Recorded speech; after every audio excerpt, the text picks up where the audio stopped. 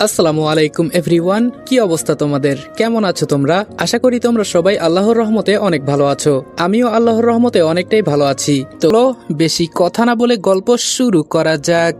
কিছুক্ষণ পর একটা হইচই পড়ে গেল এখানে। বুঝলাম না কি হচ্ছে। হঠাৎ দেখি একসাথে অনেকেই আসছে। অনেক বড় বড় দানব, জিন জাতি সবাই একসাথে এসে সারিবদ্ধভাবে দাঁড়িয়ে পড়ে।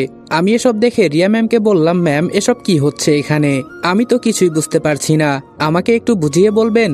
রিয়া ম্যাম আমার দিকে তাকিয়ে বলল, এখানে তুমি আমার বন্ধু হিসেবে এসেছো। আমি আগেই বলেছি না আমাকে ম্যাম বলে ডাকবে না? পরে সবাই আমাদের সন্দেহ করবে, বুঝলে? আর এসব দানব দেখে কিন্তু ভয় পাবে না, ওরা তোমার কিছুই করবে না। মনে রাখবে, যতক্ষণ আমি তোমার পাশে আছি ততক্ষণ তুমি নিরাপদ আছো। আমি বললাম, সে তো বুঝলাম, তবে আমার একটু ভয় করে। অনেকগুলা শক্তিশালী দানব এখানে আছে, যদি একটা আঙ্গুল দিয়ে আমাকে ধরে তাহলে তো আমি শেষ। রিয়া ম্যাম আমার দিকে তাকিয়ে ইশারা করে বলল, তুমি একদম কথা বলো না। আমি চুপচাপ রিয়া ম্যামের পেছনে গিয়ে দাঁড়ালাম। হঠাৎ রিয়ার মতো সুন্দরী আরেকটা মেয়ে এসে রিয়াকে জড়িয়ে ধরে সেই কি কান্না। রিয়া মেয়েটাকে জড়িয়ে ধরে বলল, কেমন আছিস বান্ধবী? এতদিন পর আমাদের দেখা। মেয়েটা শুধু বলল, তোকে ছাড়া কিভাবে ভালো থাকি বল? কত সময় আমরা একসাথে ছিলাম, কত জায়গায় ঘোরাঘুরি করেছি। হঠাৎ সামনে থেকে কে জানি বলল, সবাই রেডি হয়ে নাও, আমাদের রাজা সাহেব আসছে। কিছুক্ষণ পর ভিড়ের ভেতরে থেকে আমার থেকে 2 গুণ বড় দেখতে একজন মধ্যবয়সী পুরুষ বেরিয়ে এলো। তার মাথায় লম্বা একটা মুকুট, আর তার শরীরের পোশাক দেখে বোঝা যাচ্ছে তিনি এখানকার রাজা। রিয়ার সাথে ওর বান্ধবী দাঁড়িয়েছিল, কিন্তু সেও কিছুক্ষণ পর গিয়ে লাইনে দাঁড়িয়ে পড়ল। শুধু আমার দিকে একবার অদ্ভুত দৃষ্টিতে তাকিয়ে দেখলো। এখানে শুধু রিয়ার বান্ধবী না, অনেকেই আমার দিকে অদ্ভুত দৃষ্টিতে তাকিয়ে আছে। তাকিয়ে থাকার কথাই, কারণ আমি একজন সাধারণ মানুষ। রিয়া হঠাৎ দৌড়ে গিয়ে সেই মধ্যবয়সী লোকটাকে জড়িয়ে ধরে কান্না করে বলছে, চাচ্চু তুমি কেমন আছো? জানো চাচ্চু, ওই মুক্তা আমার উপর নানাভাবে অত্যাচার করেছে। দিনের পর দিন আমাকে রুমের ভেতরে আটকিয়ে রেখেছে। আমি বেঁচে থেকেও মরার মতো হয়ে গিয়েছিলাম। রিয়ার চাচা রিয়ার মাথায় হাত দিয়ে বলল, কান্না করিস না রে মা, আমি কি তোকে কম খুঁজেছি? এমন কোনো জায়গা বাকি নাই যেখানে আমি তোকে খুঁজি নাই। পুরো পৃথিবী আমি তন্ন তন্ন করে খুঁজেছি, কিন্তু কোথাও তোকে পাই নাই। এখনো তোকে খোঁজার জন্য সবসময় একজনকে বাহিরে রাখি। তুই কোনো চিন্তা করিস না মা, আমি ওই মুক্তাকে একবার শুধু হাতের কাছে পাই, ছাড়বো না আমি ওকে। আমার মেয়েকে এত কষ্ট দিয়েছে, কসম করে বলছি আমি ওকে ছাড়বো না। এভাবে চাচা ভাতিজির মাঝে নানাভাবে কথা হলো। হঠাৎ করে রিয়ার চাচা আমাকে দেখতে পেয়ে রিয়াকে ছেড়ে রাগান্বিত হয়ে বলল, আমার রাজ্যে মানবজাতি কিভাবে প্রবেশ করলো? এটা কখনো হতে পারে না। এখনই এই ছেলেকে মেরে টুকরো টুকরো করে ফেলো। রিয়ার চাচার এই কথা শুনে একটা দানব আমার দিকে এগিয়ে আসতে লাগলো। এর মাঝে রিয়া খপ করে আমার হাত ধরে বলল, চাচা তুমি এটা কি বললে? কাকে তুমি মারতে বলো? তুমি জানো এই ছেলেটাকে? এই ছেলেটা প্রথমত আমার বন্ধু, যে আমাকে অন্ধের মতো অনেক বিশ্বাস করে। যদিও আমি বেস্ট ফ্রেন্ড বলি, তাহলে এটা হয়তো আমার সৌভাগ্য হবে। তুমি হয়তো জানো না, এই ছেলেটা আমাকে বাঁচানোর জন্য নিজের জীবনটা দিয়ে দিতেও রাজি ছিল। একমাত্র ওর কারণে আমি বেঁচে ফিরে আসতে পেরেছি। না হলে এখন তোমার সামনে যে রিয়া দাঁড়িয়ে আছে না, তাকে হয়তো কখনো দেখতে পেতে না। ও মানুষ হতে পারে, কিন্তু আমার জন্য যা করেছে কি আর বলবো চাচা তোমাকে। রিয়ার কথা শুনে রিয়াকে সামনে থেকে সরিয়ে আমার সামনে এসে আমার কাঁধে একটা হাত দিয়ে বলল, নাম কি তোমার? আমি মাথা নিচু করে বললাম, জি আমার নাম রনি। রিয়ার চাচা বলল, নামটা তো অনেক সুন্দর। তা তুমি যে এখানে আসলে, তোমার বাবা মা তোমার জন্য চিন্তা করবে না? আমি কিছু বলতে যাব তার আগে রিয়া বলল, চাচা আমি ছাড়া ওর এই পৃথিবীতে আপন বলতে কেউ নেই। যারা আছে তাদেরকে ও বিশ্বাস করে না। ওর নিজের আপন চাচাতো বোন নিজ হাতে ওর মাকে খুন করেছে। এখন আর এসব বলে ওকে কষ্ট দিও না। রিয়ার কথা শুনে রিয়ার চাচা আমাকে বলল, আমি জানলে এসব কথা বলতাম না। আচ্ছা যা হয়েছে সব ভুলে যাও। যদি তুমি প্রতিশোধ নিতে চাও তাহলে আমাকে বলতে পারো। আর একটা সারপ্রাইজ তোমাকে আমি দিতে চাই। আজকে থেকে তোমার সাথে তোমার সামনে যে এসে কথা বলবে সে তোমার মতোই মানুষ রূপে তোমার সাথে কথা বলবে। এখানে তুমি হয়তো অনেককেই দেখে ভয় পেতে পারো, এজন্য আমি সবাইকে এই কথা বলে দিব। আজকে থেকে তুমিও আমাদের পরিবারের একজন সদস্য হয়ে গেলে। আর আগামীকাল থেকে আমি আমার সমস্ত রাজত্ব রিয়ার হাতে তুলে দিয়ে আমি মুক্ত হব। এখন তুমি বলো, তোমার কি কোনো সমস্যা হবে নাকি এখানে? আমি এবার মাথা উঁচু করে বললাম, আমার আবার কি সমস্যা হবে? তবে আমি কি আপনাকে আঙ্কেল বলে ডাকতে পারি? রিয়ার চাচা বলল, সে তুমি যা পছন্দ তাই বলে ডাকতে পারো। এখানে আর বেশিক্ষণ দাঁড়িয়ে থাকতে হবে না, আসো আমাদের সাথে। রিয়া তোর বন্ধুকে নিয়ে এখন চল, আর কতক্ষণ বেচারা দাঁড়িয়ে থাকবে? এই বলে উনি সামনে হাঁটতে লাগলেন। রিয়া আমার হাত ধরে বলল, চলো আমাদের দেরি হয়ে যাচ্ছে। আমি রিয়ার পিছু পিছু যাচ্ছি, আর অন্যদিকে সবাই আমাদের ফুল দিয়ে বরণ করে নিচ্ছে। আমি আশেপাশে তাকিয়ে দেখছি কি কি আছে। এখানে যে জিনগুলো আছে তারা আমার দিকে বড় বড় আগুনের মতো চোখ গরম করে তাকিয়ে আছে। আমার একটু একটু ভয় করছে, তবে কি আর করার, সবকিছু মানিয়ে চলতে হবে। আশেপাশের পরীগুলো এক একটা এত এত সুন্দর যা বলার বাহিরে। মনটা চায় সব কয়টাকে একসাথে বিয়ে করে নেই। হঠাৎ করে রিয়া বলল, তা এভাবে ওদের দিকে তাকিয়ে কি দেখো, পছন্দ হয় নাকি কাউকে? আমি একটু রাগ দেখিয়ে বললাম, তাকিয়ে থাকলে কি পছন্দ হয়ে যায় নাকি? রিয়া ম্যাম মুচকি হাসি দিয়ে বলল, এখানে সবাই কিন্তু আমার মতোই সুন্দরী। যদি তোমার কাউকে পছন্দ হয়ে যায়, পছন্দ হলে তুমি আমাকে বলতে পারো, আমি আছি তো। আমি বললাম, একটা কথা কি জানেন ম্যাম, এখানে সবাই অনেক অনেক সুন্দর, এটা মানতেই হবে। তবে সবার মুখে আপনার মতো মায়া মায়া ভাব নাই। আপনি আমার কাছে বেস্ট ছিলেন আর থাকবেন। এখানে যে যত সুন্দর হোক না কেন, আপনার মতো কেউ হতে পারবে না। রিয়া বলল, হয়েছে, আর চাপা মারতে হবে না। এসব কথা বলা বন্ধ করো, সামনে আমার চাচা আছে, শুনতে পারলে কি হবে জানো তো। আমি বললাম, আচ্ছা যান, আর এসব বলবো না। তবে একটা অনুরোধ ছিল আমার, যদি অনুমতি দেন তাহলে বলতে পারি। আমি এখানে তেমন কাউকে চিনি না। কালকে থেকে আপনি এখানকার রাজকন্যা হয়ে যাবেন।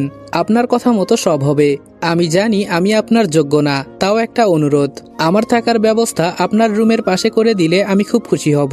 এই একটা অনুরোধ আমার। রিয়া আমার দিকে কিছুক্ষণ তাকিয়ে সামনে হাঁটতে হাঁটতে বলল, এই তোমার কি মাথা খারাপ হয়ে গেছে? এইসব কি উল্টাপাল্টা কথা বলছো? তুমি এখানে আমার মেহমান হিসেবে এসেছো, আবার আমার ভালো একজন বন্ধু। আমি না বললেও তোমার রুমটা আমার পাশেই হবে, কেন এত চিন্তা করছো? আমি বললাম, চিন্তা করছি না ম্যাম, চিন্তা করতে হয়। রিয়া বলল, কেন, মরার ভয় হয় নাকি? আমি বললাম, মরার ভয় হলে আপনাকে নিয়ে এত দূর পর্যন্ত আসতে পারতাম না। রিয়া বলল, এই তুমি কি শুরু করলে বলো তো? একবার আপনি আর একবার তুমি, যা বলবে একটাই বলবে, ঠিক আছে? আমি বললাম, তাহলে ম্যাম বলে ডাকবো। রিয়া বলল, আবার? আমি বললাম, তাহলে কি বলবো আপনি বলেন। রিয়া বলল, তুই বলবে, না হলে আমার নাম ধরে ডাকবে, ঠিক আছে? আমি বললাম, পারবো না, অভ্যাস হয়ে গেছে ম্যাম। রিয়া বলল, আস্তে আস্তে ঠিক করে নিবে, তাহলেই হয়ে যাবে। হঠাৎ দেখি রিয়া ম্যাম আশেপাশে তাকিয়ে কি যেন খোঁজাখুঁজি করছে। এটা দেখে আমি বললাম, কি খুঁজছেন মিস রিয়া চৌধুরী? রিয়া এবার আমার কথা শুনে হাসি দিয়ে বলল, আমার মনের মানুষকে, মানে আমার ক্রাশ, কিন্তু ওকে তো আমি কোথাও দেখছি না। এবার রিয়ার কথা শুনে আমার একটু কষ্ট লাগলো, ওর আবার মনের মানুষ আছে। আচ্ছা, আমি যে সুমনকে কথা দিয়েছি সেটা কি রাখতে পারবো? হয়তো না, কারণ আমার আর রিয়ার মাঝে অনেক অনেক পার্থক্য। কারণ ও একজন পরী, আবার এখানকার রাজকন্যা, আর আমি সাধারণ একজন মানুষ। কোথায় আসমান আর কোথায় জমিন। রিয়া বলল, তা তুমি কি চিন্তা করো? আমি বললাম, কিছু না রিয়া, আর কতক্ষণ আমাদের সামনে যেতে হবে? রিয়া বলল, এই তো এসে গেছি, ওই যে সামনে একটা রাজপ্রাসাদ দেখা যায় না, ওইটা। আমি বললাম, দেখে তো ভালোই মনে হচ্ছে, হয়তো ভেতরটা আরো বেশি সুন্দর হবে। রিয়া বলল, কেন, তোমার পছন্দ হয় নাই? আমি বললাম, কি বলেন, পছন্দ হবে না কেন? এখানে সবকিছুই আমার পছন্দ, তবে প্রকাশ করি না। রাজপ্রাসাদের সামনে যেতেই হঠাৎ করে একটা মেয়ে ভেতর থেকে বাইরে এসে রিয়াকে জড়িয়ে ধরে বলল, আপু তুই কেমন আছিস? এতদিন পর তোর সাথে দেখা, আমার কথা কি তোর একটুও মনে পড়ে নাই? এতটা নিষ্ঠুর হলি কি করে? রিয়া মেয়েটার মাথায় হাত দিয়ে বলল, চাচাতো বোন, আমি এতদিন বন্দি ছিলাম, আমাকে ওরা আটকিয়ে রেখেছিল, এজন্য আসতে পারি নাই। এখন বল তুই কেমন আছিস? রিয়ার চাচাতো বোন বলল, এই তো আপু ভালো, তবে তোকে দেখার পর আরো ভালো লাগছে। রিয়া বলল, আচ্ছা হয়েছে, এখন তো আমাকে একটু ছাড়, আগে ভেতরে যাই, পরে বাকি সব কথা হবে। রিয়া মেয়েকে ছাড়িয়ে যেই ভেতরে যেতে চাইবে তখন রিয়ার চাচাতো বোন আমার দিকে তাকিয়ে দৌড়ে এসে আমাকে জড়িয়ে ধরলো। আমি তো পুরাই বোকা হয়ে গেছি, একদম মূর্তির মতো এক জায়গায় দাঁড়িয়ে আছি। মনে মনে চিন্তা করছি, চেনা নাই জানা নাই একটা মেয়ে এসে আমাকে জড়িয়ে ধরলো, এটা কি মানা যায়? রিয়া এসব দেখে তাড়াতাড়ি ওর বোনকে ধরে ছাড়িয়ে বলল, এই তোর কি মাথা খারাপ হয়ে গেছে? কি করছিস এসব? ও আমাদের এখানে মেহমান হিসেবে এসেছে, আর বড় কথা হলো ও আমার বন্ধু, আর তুই? রিয়ার চাচাতো বোন দাঁত কেলিয়ে হাসি দিয়ে বলল, জানিস আপু, আমি শুনেছি মানব জাতির মন নাকি অনেক অনেক সুন্দর, ওরা নাকি সুন্দর করে ভালোবাসতে জানে। আমি যখন পৃথিবীতে যাই তখন দূর থেকে ওদের দেখি, কিন্তু কিছু করতে পারি না। এজন্য আমার অনেক দিনের ইচ্ছা মানব জাতিকে কাছ থেকে জড়িয়ে ধরা, আজকে সেটা পূরণ করে নিলাম। রিয়া এবার ওর চাচাতো বোনকে একটু রাগ দেখিয়ে বলল, দ্বিতীয়বার যদি এমন ভুল করিস না তাহলে তোর খবর আছে, মনে রাখিস। এখন ভেতরে যা। রিয়ার চাচাতো বোন ভেতরে যেতেই রিয়া আমাকে বলল, ওর ব্যবহারে কিছু মনে করবে না, আমি ওর পক্ষ থেকে তোমাকে সরি বলছি, ও হয়তো বুঝতে পারে নাই। আমি বললাম, আরে থাক, এসব বাদ দেন, আমি কিছু মনে করি নাই। এখন কি আমাকে বাহিরেই দাঁড়িয়ে থাকতে হবে নাকি? রিয়া আমার কথা শুনে হাসি দিয়ে বলল, দাঁড়িয়েই থাকো, ভেতরে গিয়ে আর কি করবে? এখন আর ফালতু কোনো কথা না বলে চুপচাপ আমার সাথে আসো। রিয়ার সাথে ভেতরে ঢুকে আমি তো পুরাই বোকা হয়ে গেলাম। এত সুন্দর গোছানো বাসা আমি এর আগে কখনো দেখি নাই। আর বাসার ভেতরে এত সুন্দর সুন্দর ডিজাইন করা, যা দেখে আমার মাথা তো পুরাই ঘুরে গেছে। আমি যতই প্রশংসা করি না কেন তাও প্রশংসার কমতি হবে। এতটাই সুন্দর ভেতরটা, বাহির থেকে এতটা সুন্দর না হলেও ভেতরটা অনেক সুন্দর। আমি শুধু চারপাশটা তাকিয়ে তাকিয়ে দেখছি। হঠাৎ রিয়া আমার চোখের সামনে হাত দিয়ে ইশারা করে বলল, তোমার দেখা কি হয়েছে? আমি বললাম, কি বলবো রিয়া, এত সুন্দর একটা জায়গায় এসেছি, এখান থেকে তো আমি চোখই ফিরাতে পারছি না। রিয়া বলল, অনেক সময় আছে ভাই, তুই পরে দেখিস, এখন আয় আমি তোকে সবার সাথে পরিচয় করিয়ে দেই। আমার মনটা মুহূর্তের ভেতরে খারাপ হয়ে গেল। রিয়া আমাকে ভাই বলে ডাকছে, কলিজায় আঘাত পেলাম। যাকে আমি এতটা পছন্দ করি সে যদি আমাকে ভাই বলে ডাকে কেমন লাগবে বলেন? হঠাৎ ভেতর থেকে রিয়ার মতো দেখতে একজন মহিলা বের হয়ে আসলো। তবে তার বয়স রিয়ার থেকে একটু বেশি হবে হয়তো, কিন্তু তার শরীরে যেই পোশাক আছে তা দেখে আমি অনুমান করে নিলাম এনি হয়তো রিয়ার ছোট চাচি। রিয়া আমার দিকে তাকিয়ে বলল, এনি আমার ছোট মা। আমি সালাম দিয়ে বললাম, ভালো আছেন আন্টি? রিয়ার চাচি আমাকে ধমক দিয়ে বলল, রিয়ার বন্ধু হয়ে এসেছো এখানে, আর আমাকে আবার আন্টি বলছো? চাচি বলবে চাচি। আমি রিয়ার দিকে ইশারা করে বললাম, কি বলল? রিয়া আমাকে উল্টা ধমক দিয়ে বলল, এত লজ্জা পাওয়ার কি আছে? তোর বুঝি চাচি ছিল না? এখানে সবাই হয়তো অন্য জাতি হতে পারে, কিন্তু তোর সাথে কেউ কি এখন পর্যন্ত বেয়াদবি করেছে বল? আমি এবার মাথা উঁচু করে রিয়ার চাচির দিকে তাকিয়ে বললাম, আসলে আমি তো এখানে নতুন এসেছি, একমাত্র রিয়া ছাড়া কাউকে চিনি না, কিছু মনে করবেন না, কয়েকদিন আপনাদের সাথে থাকলে সবকিছু ঠিক হয়ে যাবে। তবে একটা কথা কি জানেন চাচি, আপনি কিন্তু রিয়ার থেকেও বেশি সুন্দরী। আমার কথা শুনে রিয়ার চাচি হাসি দিয়ে বলল, তুমি ছেলেটা অনেক ভালো। রিয়া যা, ওর যেই রুমটা পছন্দ হয় ওইটাই ওকে দিয়ে দে। রিয়া আমাকে রেখে উপরে উঠতে উঠতে বলল, ছোট চাচি আজকে আমি খুব ক্লান্ত, মিতুকে বলো আমার পাশের রুমটা ওকে দেখিয়ে দিতে। রনি তুমি প্লিজ কিছু মনে করো না, তুমি জানো তো আমার উপর দিয়ে কেমন একটা ঝড় বয়ে গেছে। এই বলে রিয়া উপরে চলে গেল। মনে মনে আমি বললাম, আমাকে বিপদে ফেলে চলে গেল। আমি চুপচাপ মাথা নিচু করে দাঁড়িয়ে আছি। হঠাৎ রিয়ার চাচি সেতু বলে একটা ডাক দিয়ে আমাকে বলল, এখানে লজ্জা পাওয়ার কিছুই নেই, এখানে তোমাকে কেউ কিছু করতে পারবে না। আজকে থেকে মনে করো আমরা তোমার পরিবার। এর মাঝেই যে মেয়েটা আমাকে দরজার বাহিরে জড়িয়ে ধরেছিল সেই মেয়েটা আমাদের সামনে এলো। তার মানে এই মেয়েটার নাম সেতু। দেখে কেমন যেন ডাইনি ডাইনি লাগে। সেতুর মা আমাকে বলল, যাও বাবা, আমার মেয়ের সাথে উপরে যাও, ও তোমার ছোট বোনের মতোই, আর যদি কোনো সমস্যা হয় আমাকে বলবে, কেমন? সেতুকে আমার বোন বলতেই সেতু মুখ বাঁকিয়ে ওর মাকে বলল, আম্মু তুমিও না, যাকে তাকে আমার ভাই বানিয়ে দাও, ভালো লাগে না আমার এসব। সেতুর মা সেতুকে ধমক দিয়ে বলল, তুই ওকে নিয়ে যাবি নাকি? সেতু আর কিছু না বলে উপরে উঠতে লাগলো। আমি ওর পেছনে পেছনে যেতে লাগলাম। উপরে উঠতে উঠতে সেতু বলল, আচ্ছা আপনি কি তখন রাগ করেছেন? আমি বললাম, কি জন্য আমি আপনার সাথে রাগ করব? সেতু বলল, না, তখন যে আপনাকে জড়িয়ে ধরেছি, আসলে আপনার মতো হ্যান্ডসাম একজন ছেলে দেখে আমি নিজেকে কন্ট্রোল করতে পারি নাই। বাহিরে দেখেছেন তো হাতির মতো দানব, চেহারা কি বিশ্রী, আসলে মানব জাতির মতো সুন্দর আর কেউ হতে পারে না। আর সেই সময়ের জন্য সরি, কিছু মনে করবেন না। আমি বললাম, না থাক, সমস্যা নেই, আমি বুঝতে পারছি। সেতু আমাকে একটা রুমের সামনে নিয়ে গিয়ে বলল, আপনার পরের রুমটাতে রিয়া আপু থাকে, আর এইটাই আপনি থাকবেন, আর বামে যে রুমটা আছে ওটাতে আমি থাকি, যদি ভয় পান আমাকে ডাক দিবেন, কেমন? আমি মনে মনে বললাম, হ্যাঁ, আমাকে তো কুত্তা কামড় দিয়েছে, নিজের বিপদ নিজেই ডেকে নিয়ে আসব। সেতু দরজা খুলে রুমের ভেতরে ঢুকলো। সেতুর পেছনে পেছনে আমিও গেলাম। রুমের ভেতরে ঢুকে দেখি ভেতরে কিছুই নাই, একদম সবকিছু ফাঁকা হয়ে পড়ে আছে। আমি এসব দেখে বললাম, বাহিরে সবকিছু এত এত সুন্দর আছে সাজানো, আর ভেতরে কিছুই নেই, তাহলে আমি থাকবো কোথায়?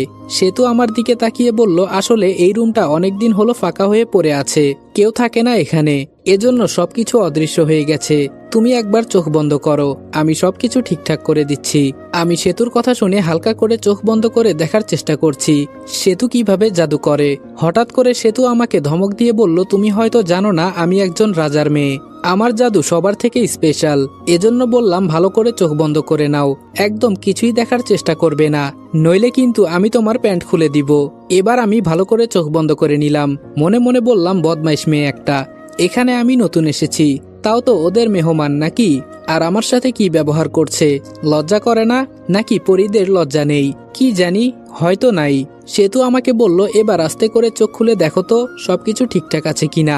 সেতুর কথা মতো আমি চোখ খুলে সামনে তাকিয়ে দেখি সবকিছু একদম সুন্দর করে সাজানো গোছানো আছে, তবে বিছানাটা এত উঁচু যে আমাকে এর উপরে উঠতে হলে একটা মই লাগবে। আমি সেতুর দিকে ইশারা করে বললাম, এটা আগে ঠিক করে দাও, এত উঁচুতে আমি কিভাবে উঠব। সেতু সামনে তাকিয়ে দেখে বলল, ওহ সরি, দাঁড়াও আমি সবকিছু ঠিক করে দিচ্ছি, একদম তোমাদের মানুষেরা যেভাবে থাকে সেভাবে করে দিচ্ছি। এখানে তো জিনেরা থাকতো, আর তুমি তো দেখলেই ওরা কতটা উঁচু। সেতু হাতে ইশারা করতেই আমার চোখের সামনে সবকিছু ঠিকঠাক হয়ে গেল। আমি শুধু বোকার মতো তাকিয়ে আছি। সেতু আমার দিকে তাকিয়ে বলল, এখন সবকিছু ঠিকঠাক আছে তো? আমি বললাম, হয়েছে, ধন্যবাদ তোমাকে, তবে আমাকে কিছু শিখাও না, কি সুন্দর জাদু করো তোমরা। সেতু বলল, আপনার সবকিছু এখনো ছোট আছে, আগে বড় হোক তারপরে। আমি চোখ বড় করে বললাম, কি? সেতু বলল, আরে কিছু না, এমনিই মজা করলাম। আচ্ছা আমি কি তোমার নাম ধরে ডাকতে পারি? আমি বললাম, না, নাম ধরে ডাকার দরকার নেই, ভাইয়া বলে ডাকবে, ঠিক আছে? সেতু বলল, হ্যাঁ বললেই হলো, রনি বলে ডাকবো। এইবার ঠিক আছে। আচ্ছা তুমি মনে হয় অনেক ক্লান্ত, একটু বিশ্রাম নিয়ে নাও, এখন আমি আসি, ঠিক আছে? এই বলে সেতু চলে গেল। আমি দরজা লাগিয়ে বিছানায় শরীর হেলিয়ে শুয়ে পড়লাম। আহা কি আরাম, এত তুলতুলে বিছানায় আমি এর আগে কখনো শুই নাই। কখন যে ঘুমিয়ে গেলাম আমি নিজেও বলতে পারি না। যখন ঘুম ভাঙলো তখন সামনে তাকিয়ে দেখি রিয়া ম্যাম কফি হাতে আমার সামনে দাঁড়িয়ে আছে। আমি তাড়াতাড়ি বিছানা থেকে লাফ দিয়ে উঠে বললাম, আরে ম্যাম এসব কি করছেন? আপনি আমার জন্য কফি নিয়ে এসেছেন? রিয়া বলল, সেই অনেকক্ষণ ধরে দাঁড়িয়ে আছি, আর কতবার তোমাকে বলেছি আমাকে ম্যাডাম ডাকবে না। আমি বললাম, আচ্ছা বাবা সরি, আর ম্যাডাম বলে ডাকবো না। হঠাৎ আমার রিয়া ম্যামের উপর চোখ পড়ল। রিয়া ম্যাম এত সুন্দর করে সাজুগুজু করেছে কি বলবো, এমনিই তো তিনি এত সুন্দর, তার উপর আরো সেজেছে। আমি তো ভাই পাগল হয়ে যাব। আবার পরেছে নীল শাড়ি, যেটা আমার খুব ফেভারেট। রিয়ার শরীর থেকে যেই ঘ্রাণটা আসছে এটা একদম আমাকে পাগল করে দিবে অবস্থা।